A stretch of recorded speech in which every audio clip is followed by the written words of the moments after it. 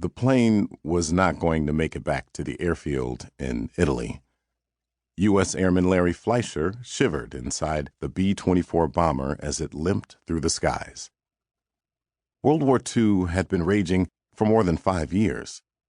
In late 1941, the United States had joined with England, Canada, and other countries to defeat Nazi Germany and its allies.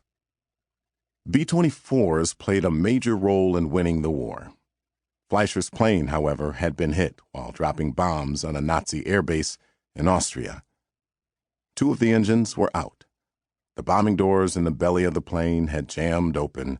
The wind was roaring in at 60 degrees below zero. Fleischer had already lost the boot trying to unstick the doors. Now he was afraid he might lose his foot to frostbite. The plane needed to land soon. But where? Down below, the Italian coast was fast approaching. Fleischer and the rest of the crew scouted for a safe landing area. It was the co-pilot who found their best hope. He spotted an airfield, but it was one that didn't show up on any of their charts. We really were expecting it to be a German field, because why wouldn't it be on one of our maps? Fleischer recalled. If that were true, the pilot and crew would be taken as prisoners. But there was no other choice.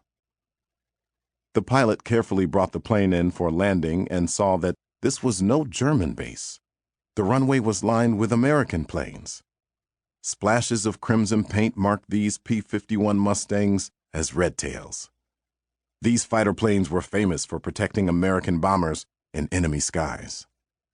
The red tails had saved Fleischer and his crew on more than one bombing mission. As another crewman put it, they were our lifesavers. Fleischer and his crew were so relieved. They went out to greet the approaching soldiers, eager to finally meet the red tails face to face instead of in the air. What they saw was the surprise of their lives. These are all black guys, Fleischer remembered thinking. It was a complete shock. Why was it so surprising to see black pilots in 1945? Fleischer was a white guy from New York. His entire crew of 10 men was white. The only black people Fleischer had ever seen in the Army were cooks and waiters. Until now. The Red Tails weren't just any combat pilots. They were the famous Tuskegee Airmen. They were the first airplane pilots of color ever in the U.S. military. Military means the armed forces of a nation. But to Fleischer and his all-white crew, their existence was more secret than the atom bomb.